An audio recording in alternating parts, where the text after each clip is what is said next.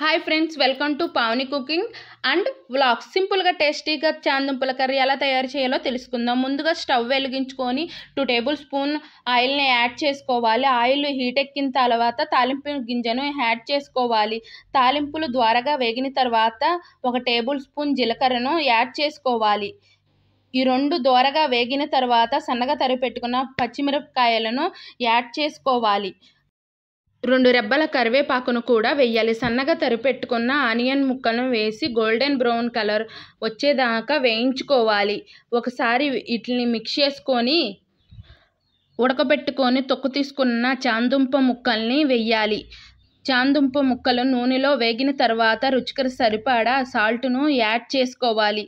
1 table spoon పసుపును వేయాలి. ఈ రెండింటిని ఒకసారి మిక్స్ చేసిన తర్వాత తగినంత కారాన్ని యాడ్ చేసుకోవాలి. కారం పచ్చివాసన పోయేదాకా వేయించుకోవాలి.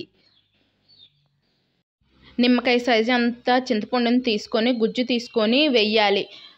ఓ పావు గంట ఉడికిన తర్వాత టేస్టీ చాందుంపల కర్రీ తయారవుతుంది. వీడియో కనుక నచ్చినట్లయితే లైక్ చేయండి, షేర్